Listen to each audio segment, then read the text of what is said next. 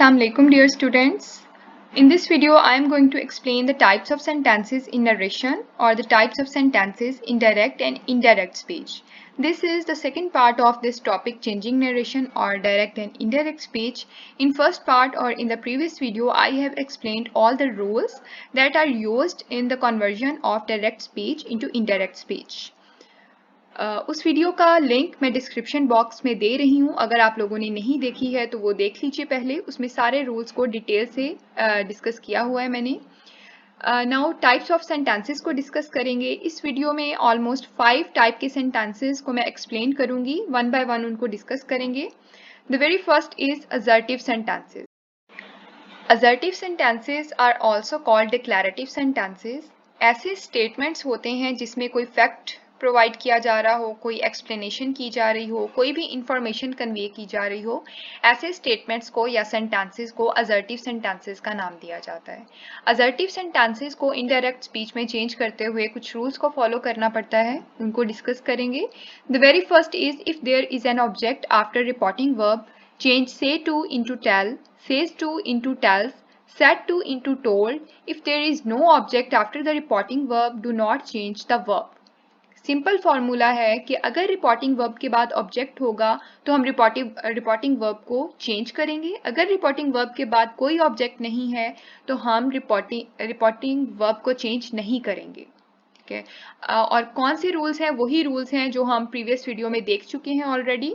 Says to को tell में change करना है, सेज को टेल्स में चेंज करना है, सेड टू को टोल्ड में चेंज करना है. इसके अलावा अगर ऑब्जेक्ट नहीं होगा तो ऑब्वियसली इन वर्ब्स के बाद टू भी यूज नहीं होगा. मीन्स कि अगर से हो, सेज हो, विल से हो या फिर सेड हो तो हम उसको चेंज, उन वर्ड्स को चेंज नहीं करेंगे. इन रिपोर्टिंग वर्ब्स को चेंज नहीं करेंगे जिनके बाद ऑब्जेक्ट नहीं होगा.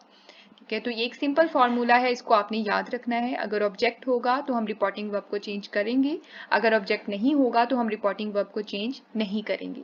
Then second rule is remove comma and inverted commas and use that in place of the opening quote. Commas को रिमूव करके कंजंक्शन दैट यूज करेंगे. Then third point is change pronouns, tense and time words of reported speech according to the rules.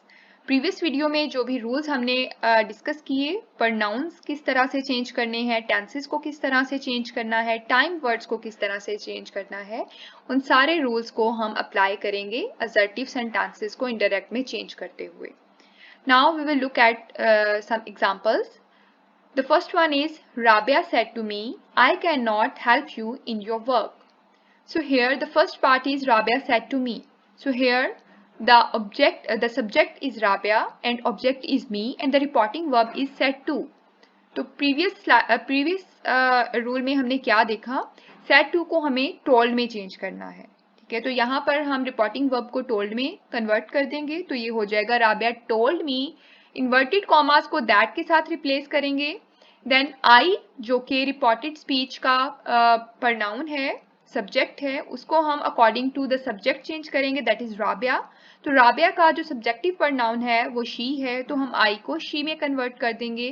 Can not को could not में convert करेंगे. कल हमने जो rules देखे टेंसेस के उसमें हमने देखा था कि कैन को हमें कुड में कन्वर्ट करना है, तो कैन नॉट को कुड नॉट में कन्वर्ट कर देंगे. देन नेक्स्ट प्रोनाउंस जो यूज हो रहे हैं, यू है, यूर है, ये सेकंड प्रोनाउंस हैं, तो इनको हम according to the object change कर देंगे. तो यू मी में कन्वर्ट हो जाएगा, यूर माई में कन्वर्ट हो जाएगा. तो इनडायरेक्ट स्पीच किस तरह से हो जाएगी? Rabia told me that she could not help me in my work. इसी तरह से सेकेंड एग्जाम्पल है the thief said I am innocent. तो इस एग्जाम्पल में देखें, जो रिपोर्टिंग वर्ब है उसके बाद कोई ऑब्जेक्ट नहीं है तो हम रिपोर्टिंग वर्ब को चेंज नहीं करेंगे, उसको उसी तरह से लिख देंगे. तो सेंटेंस हो जाएगा the thief said that he was innocent. अब यहाँ पे जो रिपोर्टेड स्पीच है उसका टेंस हमने चेंज किया है बिकॉज जो रिपोर्टेड स्पीच है उसमें प्रेजेंट टेंस है और हमने कल रूल्स पढ़े थे कि अगर कोई प्रेजेंट टेंस हो रिपोर्टेड स्पीच में तो हम उसको सिंपल पास्ट टेंस में चेंज कर देंगे. तो यहाँ पर सिंपल प्रेजेंट सिंपल पास्ट में चेंज हो जाएगा. आई एम इनोसेंट कन्वर्ट हो जाएगा ही वॉज इनोसेंट में. आई जो है वो according to the subject thief के अकॉर्डिंग चेंज हो जाएगा. तो थीफ जो है उसके लिए सब्जेक्टिव प्रोनाउन जो यूज होगा वो ही होगा, तो इसको हम ही वॉज इनोसेंट में कन्वर्ट कर देंगे. Then second type of sentences are interrogative sentences. Interrogative sentences क्या होते हैं? ऐसे sentences जिसमें कोई question पूछा जाए, इनको simply question sentences भी कहा जाता है. इनके कुछ रूल्स हैं, उनको डिस्कस करते हैं. Comma and inverted commas will be removed, but the conjunction that will not be used in indirect speech. Means कि जब हम ऐसी रिपोर्टेड स्पीच जो कि इंटरोगेटिव सेंटेंस है उसको जब हम इनडायरेक्ट में कन्वर्ट करेंगे तो इनडायरेक्ट स्पीच में हम कॉमास को रिमूव करके कंजंक्शन दैट को यूज नहीं करेंगे. Then a second rule is in indirect speech the question sentence will be expressed in an assertive form instead of interrogative form. जब हम क्वेश्चन सेंटेंस को इनडायरेक्ट स्पीच में convert करेंगे तो हम उस क्वेश्चन स्टेटमेंट को असर्टिव स्टेटमेंट में चेंज कर देंगे, मीन्स के पॉजिटिव स्टेटमेंट में चेंज कर देंगे. तो ऑब्वियसली जब हम एक क्वेश्चन स्टेटमेंट को सिंपल स्टेटमेंट में कन्वर्ट करेंगे तो क्वेश्चन स्टेटमेंट की लास्ट में जो क्वेश्चन मार्क यूज होता है वो रिमूव हो जाएगा और उसकी जगह पर इनडायरेक्ट स्पीच में हम फुल स्टॉप ऐड कर देंगे. Then the last rule is the verb such as say or said in indirect speech is replaced with verbs such as ask or inquire in indirect speech. जो reporting verb हैं उनको हम ask और inquire जैसे words के साथ replace कर देंगे. That is the fourth rule. Now there are two types of question sentences. First, the question which can be answered with yes or no, and second type of questions which cannot be answered only with yes or no but requires a detailed answer. Such questions usually start with WH words that are what, why, where, when.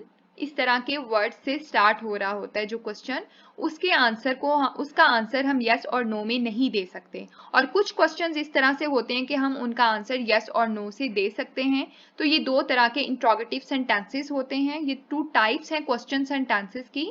Examples देखते हैं, कुछ examples भी यहाँ पे mention की हुई हैं. The first one is do you like mango.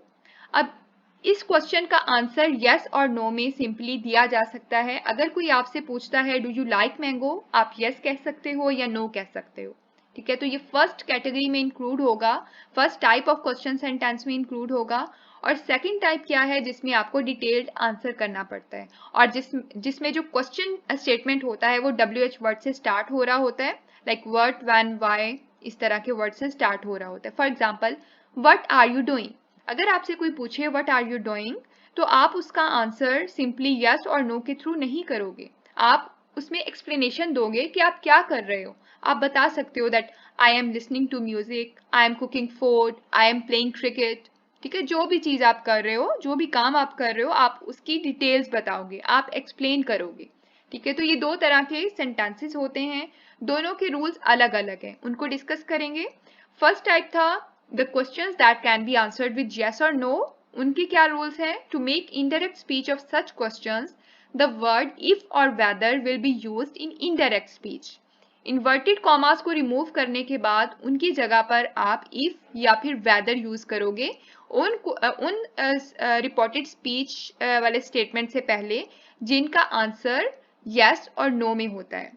कि मीन्स के ऐसे क्वेश्चन सेंटेंसेस जिनका आंसर आप यस और नो में दे सकते हो सिंपली, उनसे पहले इन्वर्टेड कॉमास को और सिंपल कॉमा को, सिंगल कॉमा को रिमूव करके आप इफ या वेदर यूज कर सकते हैं. बोथ द वर्ड्स इफ और whether can be used interchangeably. दोनों वर्ड्स को आप इंटरचेंजेबली यूज कर सकते हो, मीन्स के कोई भी वर्ड इन दोनों में से आप यूज कर सकते हो. For example, she said to me can I use your phone. अब इसको हम किस तरह से कन्वर्ट करेंगे? इसमें सबसे पहला जो चेंज आएगा that is of reporting verb. Reporting verb said to है तो इसको आप आस्क्ड में चेंज कर दोगे. ठीक है, तो ये हो जाएगा she asked me. Then inverted commas और सिंगल कॉमा को रिमूव करके आप इफ लगाओगे. देन कैन को कुड में चेंज कर दोगे, आई को according to the subject change करोगे तो वो शी हो जाएगा. देन यूर जो सेकंड पर्सनल प्रोनाउन है उसको आप मी के अकॉर्डिंग चेंज कर दोगे तो ये इनडायरेक्ट स्पीच इस तरह से हो जाएगा she asked me if she could use my phone. तो अब यहाँ पर जो मेजर चेंज आया है वो सेंटेंस के फॉर्मेशन में आया है. जो रिपोर्टेड स्पीच था उसमें क्वेश्चन स्टेटमेंट था और जब हमने इसको इनडायरेक्ट में कन्वर्ट किया तो वो हमने उसको पॉजिटिव स्टेटमेंट में कन्वर्ट कर दिया. ठीक है, जब आप किसी भी स्टेटमेंट को पॉजिटिव में कन्वर्ट करते हो तो उसमें क्या मेजर चेंज आता है कि जो हेल्पिंग वर्ब होता है वो सब्जेक्ट के बाद आप यूज करते हो, जबकि क्वेश्चन स्टेटमेंट में आप जो हेल्पिंग वर्ब है उसको आप सब्जेक्ट से पहले यूज कर रहे होते हो और इनडायरेक्ट में आपने सब्जेक्ट के बाद यूज करना है हेल्पिंग वर्ब को। ठीक है, तो इस तरह से स्टेटमेंट जो है वो पॉजिटिव स्टेटमेंट बन जाएगी। इसी तरह से नेक्स्ट एग्जांपल को देखते हैं। Ali said to her will you buy the book. इसको हम अब इसमें रिपोर्टिंग वर्ब जो है उसको हमने आस्क में चेंज कर दिया, इन्वर्टेड कॉमास और सिंगल कॉमा की जगह पर हमने वेदर यूज किया है। बाकी यू जो सेकंड पर्सनल प्रोनाउन है उसको हमने according to the object change किया है, विल को वुड में चेंज कर देंगे और बाकी सारा सेंटेंस उसी तरह से हो जाएगा। तो ये इनडायरेक्ट स्पीच में इस तरह से हो जाएगा, Ali asked her whether she would buy the book. ठीक है, क्वेश्चन स्टेटमेंट जो था वो पॉजिटिव स्टेटमेंट में चेंज हो गया है। Now we will talk about the second type of interrogative sentence जिसका आंसर आप yes और no में नहीं दे सकते हो। अगर कोई ऐसा स्टेटमेंट है, ऐसा क्वेश्चन है रिपोर्टेड स्पीच में जिसका आंसर आप yes और no में नहीं दे सकते हो, तो उन सेंटेंसेस को इनडायरेक्ट स्पीच में कन्वर्ट करते हुए आप इन्वर्टेड कॉमा और सिंगल कॉमा को रिमूव करके आप इफ या फिर वेदर जैसे जो वर्ड्स हैं उनको यूज नहीं करोगे। ठीक है, उनकी जगह पर कोई भी कॉमास को रिमूव करके कोई भी वर्ड उनकी जगह पर रिप्लेस नहीं किया जाएगा। एग्जाम्पल देखते हैं, दे सैड हाउ इज वेदर। अब यहाँ पर सैड की जगह पर हमने आस्क लगा देना है, इन्वर्टेड कॉमास को खत्म कर देंगे और उसकी जगह पर कोई भी रिप्लेसिंग वर्ड यूज नहीं होगा। जो क्वेश्चन वर्ड है उसको हम एज इट इज लिखेंगे, यहाँ पर हाउ है तो उसको वैसे ही लिख देंगे। बाकी जो स्टेटमेंट है, बाकी जो सेंटेंस है उसको हम अकॉर्डिंग टू रूल्स चेंज करेंगे। क्वेश्चन स्टेटमेंट है तो उसको सिंपल स्टेटमेंट में कन्वर्ट कर देंगे, पॉजिटिव स्टेटमेंट में कन्वर्ट कर देंगे। बाकी जो भी टेंस में चेंजिंग्स हो रहे हैं या फिर टाइम वर्ड है कोई, तो जितने भी चेंजिंग्स हो रहे हैं उनको उसी हिसाब से रूल्स के अकॉर्डिंग करेंगे और इसको पॉजिटिव स्टेटमेंट में कन्वर्ट कर देंगे। तो ये सेंटेंस इस तरह से हो जाएगा इंडायरेक्ट स्पीच में, they asked how the weather was, because जो रिपोर्टेड स्पीच था वो प्रेजेंट टेंस में था तो हमने उसको पास्ट टेंस में कन्वर्ट कर दिया। इसी तरह से सेकंड एग्जांपल है, she said to me what is your name. तो यहाँ पर ये किस तरह से कन्वर्ट हो जाएगा इंडायरेक्ट में, she asked me what my name was. ठीक है, वर्ड जो क्वेश्चन वर्ड था उसको हमने उसी तरह से यूज करना है और कॉमास को रिमूव करके कोई भी वर्ड ऐड नहीं करना है। Then third type of sentences are imperative sentences. A sentence that expresses a command, a request, an advice or a suggestion is called an imperative sentence. कुछ एग्जाम्पल्स हैं यहाँ पर। बेसिकली इम्पेरेटिव सेंटेंस क्या होता है, जिसमें कोई चीज़ एक्सप्रेस की जा रही हो या फिर कोई कमांड की जा रही हो, कोई रिक्वेस्ट की जा रही हो, कोई एडवाइस की जा रही हो, इस तरह के सेंटेंसेस को इम्पेरेटिव सेंटेंसेस कहा जाता है। For example, open the door, that is a command, please help me, that is a request, quit smoking, that is an advice, don't make a noise, that is command. So these are the examples of imperative sentences. So rule क्या है इस तरह के sentences का, to change them into indirect speech, some specific verbs requested, ordered, advised, forbade, suggested replace the verbs said and told, and these type of means के reporting verbs को हम इन words के through change कर देते हैं। ठीक है, इन words के साथ replace कर देते हैं। The use of these verbs depend upon the nature of the imperative sentence. Imperative sentence के nature को पहले आप identify करते हो और उसके according आप reporting verb को इन words के साथ exchange करते हो। ठीक है, अगर imperative sentence में कोई request हो रही है तो आप reporting verb की जगह पर requested कर दोगे। अगर कोई command की जा रही है तो आप reporting verb की जगह पर command लिख दोगे। तो इसी तरह से जिस भी type का nature होगा imperative sentence का, उसी के अकॉर्डिंग आपने रिपोर्टिंग वर्ब को चेंज कर देना है इन सेंटेंसेस में। एग्जांपल्स देखते हैं। The first one is she said to me please help me. अब यहाँ पर प्लीज हेल्प मी क्या है, ये एक रिक्वेस्ट है, तो हमने रिपोर्टिंग वर्ब को रिक्वेस्ट में चेंज कर देना है। तो ये इस तरह से हो जाएगा, she requested me to help her. अच्छा, एक और इंपॉर्टेंट पॉइंट यहाँ पर, जितने भी रिक्वेस्टिंग वर्ड्स यूज हो रहे होंगे रिपोर्टेड स्पीच में, लाइक प्लीज, काइंडली, इस तरह के जितने भी वर्ड्स होंगे उनको आप रिमूव कर दोगे। जैसे कि यहाँ पर है इस एग्जाम्पल में प्लीज वर्ड यूज हो रहा है, that is a requesting word, तो आपने इनडायरेक्ट में इसको रिमूव कर देना है। और जो दूसरा इंपॉर्टेंट पॉइंट है यहाँ पर वो ये है कि रिपोर्टिंग स्पीच को जब आपने इनडायरेक्ट में चेंज करना है तो उसका जो मेन वर्ब है उससे पहले आपने टू ऐड करना है। जैसे कि इस सेंटेंस में है, इस इनडायरेक्ट स्पीच में है she requested me to help her, यहाँ पे मेन वर्ब हेल्प था तो उससे पहले हमने टू यूज किया है। नेक्स्ट एग्जाम्पल देखते हैं, टीचर सेड टू हिम, तो सेड टू को हम एडवाइज्ड में चेंज कर देंगे, teacher advised him. Then do not waste your time, इसको अब हमने यहाँ पे मेन वर्ब क्या है, वेस्ट है, ठीक है, तो वेस्ट से पहले हमने टू यूज करना है और नॉट को हम टू से पहले ले जाएंगे, तो ये इस तरह से हो जाएगा, teacher advised him not to waste his time. Your को अकॉर्डिंग टू ऑब्जेक्ट चेंज करेंगे तो यहाँ पे हिज आ जाएगा, तो इनडायरेक्ट स्पीच हो जाएगी teacher advised him not to waste his time. Then fourth type of sentences are exclamatory sentences. Exclamatory sentences वो sentences होते हैं जिसमें आप कोई emotion express कर रहे होते हो, like आप state of sorrow को define कर रहे होते हो, express कर रहे होते हो, या फिर state of joy, state of wonder हो सकता है। इस तरह के जो sentences होते हैं उनको exclamatory sentences का नाम दिया जाता है। For example, Hurrah, I won the competition, that is the state of joy, because hurrah word जो है वो state of joy को show करता है। Then alas, I couldn't pass the exam, यहाँ पर alas word जो है वो किस इमोशन को शो करता है, वो sorrow को शो करता है। इसी तरह से लास्ट एग्जाम्पल है wow, what a beautiful car, अब यहाँ पर जो वर्ड wow है that shows the state of wonder, ठीक है, तो इसी तरह से जिस भी इमोशन को शो किया जा रहा होता है सेंटेंस में वो उसके लिए कुछ स्पेसिफिक वर्ड्स यूज किए जा रहे होते हैं, कुछ एक्सप्रेसिव वर्ड्स, कुछ इमोशन वर्ड्स को यूज किया जा रहा होता है, लाइक हुर्रा, लास, वाओ, ओ, इस तरह के वर्ड्स को, इमोशन वर्ड्स को हम यूज कर रहे होते हैं एक्सक्लेमेटरी सेंटेंसेस में। एग्जाम्पल्स देखते हैं, बट बिफोर दैट कुछ रूल्स हैं इसके, उनको डिस्कस करते हैं। An exclamatory sentence expresses state of joy, sorrow और वॉन्डर।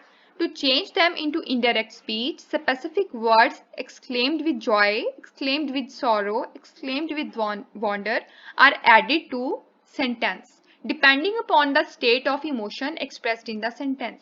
Means कि जिस भी तरह का emotion express किया जा रहा है sentence में उसके अकॉर्डिंग आपने इन वर्ड्स को, इन स्पेसिफिक वर्ड्स को यूज करना है। अगर कोई स्टेट ऑफ जॉय को शो किया जा रहा है तो आपने एक्सक्लेम्ड विद जॉय को यूज करना है। अगर कोई वॉन्डर है, कुछ वॉन्डरिंग शो किया जा रहा है तो आपने एक्सक्लेम्ड विद वॉन्डर वर्ड्स को यूज करना है। तो ये अकॉर्डिंग टू द इमोशंस होगा कि किस तरह के इमोशंस को एक्सप्रेस किया जा रहा है in reported speech. Okay, now we will look at some examples. The first example is they said, "Hurrah, we won the game." ठीक है, अब यहाँ पर अच्छा, जब आपने स्पेसिफिक वर्ड्स को ऐड करना है तो आपने रिपोर्टिंग वर्ब को और जो इमोशन वर्ड है उनको रिमूव करना है और उनकी जगह पर आपने इन स्पेसिफिक वर्ड्स को यूज करना है। अब यहाँ पर हुर्रा यूज हो रहा है जो कि स्टेट ऑफ जॉय को शो करता है, तो आपने यहाँ पर एक्सक्लेम्ड विद जॉय ऐड कर देना है। तो ये सेंटेंस इस तरह से हो जाएगा, they exclaimed with joy that. अब यहाँ पर एक्सक्लेम्ड विद जॉय जो स्पेसिफिक वर्ड्स हैं उनको ऐड करने के बाद आपने इन्वर्टेड कॉमास की जगह पर दैट ऐड करना है। तो यहाँ पर हो जाएगा they exclaimed with joy that they had won the game. तो रिपोर्टेड स्पीच में जो सेंटेंस है वो अकॉर्डिंग टू रूल्स चेंज हो जाएगा, उसका प्रनाउन, उसका टेंस जिस भी तरह से चेंज हो रहा है वो अकॉर्डिंग टू रूल्स हम चेंज कर देंगे। तो इस तरह से हम एक एक्सक्लेमेटरी सेंटेंस को चेंज करते हैं इनडायरेक्ट स्पीच में। नेक्स्ट एग्जाम्पल देखते हैं, he said alas I failed the test. अब यहाँ पर जो इमोशन वर्ड है दैट इज अलास, तो अलास को हम किस तरह से, किन स्पेसिफिक वर्ड्स में चेंज करेंगे, एक्सक्लेम्ड विद सॉरो में चेंज करेंगे। ठीक है, तो यहाँ पर उसी इमोशन के अकॉर्डिंग हमने कुछ स्पेसिफिक वर्ड्स को ऐड कर देना है और बाकी सारे सेंटेंस को हम रूल्स के अकॉर्डिंग चेंज करेंगे। Then last type of sentences are optative sentences.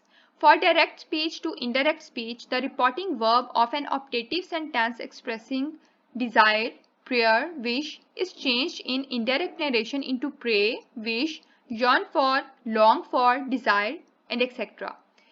ये ऐसे सेंटेंसेस होते हैं जिसमें कोई डिज़ायर को एक्सप्रेस किया जा रहा होता है, या फिर किसी प्रेयर को एक्सप्रेस किया जा रहा होता है, या फिर कोई विश एक्सप्रेस हो रही होती है।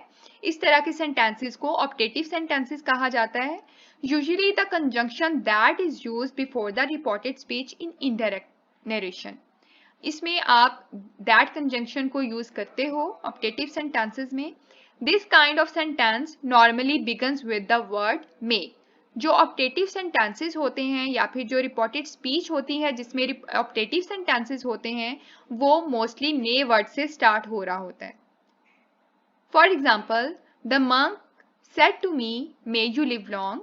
अब यहाँ पर अब सबसे पहले आपने रिपोर्टिंग वर्ब को चेंज करना है, तो वो according to the optative sentence change होगा। तो ऑप्टेटिव सेंटेंस क्या है? May you live long, may से स्टार्ट हो रहा है, लास्ट में एक्सक्लेमेशन मार्क भी यूज होगा, मे यू लिव लॉन्ग। अब यहाँ पे ये सेंटेंस मे से स्टार्ट हो रहा है, दैट मीन्स कि ये ऑप्टेटिव सेंटेंस है। और यहाँ पर क्या किस चीज के बारे में बात हो रही है? May you live long means कि कोई विश की जा रही है, कुछ प्रे किया जा रहा है। तो हमने यहाँ पे इस ऑप्टेटिव सेंटेंस के अकॉर्डिंग रिपोर्टिंग वर्ब को चेंज कर देना है। The monk said to me, तो यहाँ पर सेड टू जो है वो विश्ड में या फिर प्रेड में चेंज हो सकता है। तो इसको हम इस तरह से करेंगे, द मंक विश्ड और the monk prayed that, inverted commas को और सिंगल कॉमा को रिमूव करके दैट ऐड करेंगे। देन मे को माइट में चेंज करेंगे और जो सब्जेक्ट होगा वो माइट से पहले आ जाएगा और सेंटेंस इस तरह से हो जाएगा, आई माइट लिव लॉन्ग। इसी तरह से नेक्स्ट एग्जांपल देखते हैं। She said may your enemy go to hell. अब यहाँ पर कोई प्रे नहीं की जा रही है, कोई विश नहीं है, बल्कि यहाँ पे कर्स किया जा रहा है। ठीक है, तो इसको अब यहाँ पर हमने रिपोर्टिंग वर्ब को कर्स वर्ड के अकॉर्डिंग चेंज कर देना है। अब यहाँ पे आपने ऑप्टेटिव सेंटेंस को पहले आइडेंटिफाई करना है, उसके अकॉर्डिंग आपने रिपोर्टिंग वर्ब को चेंज करना है। तो ये किस तरह से हो जाएगा? She curse that my enemy might go to hell. So these are the example of optative sentences. So these are the 5 types of sentences in changing narration, or the types of sentences in direct or indirect speech. So this is all about this topic. I hope कि आपको सारे points clear हो गए हों, but still if you have any question then you can ask.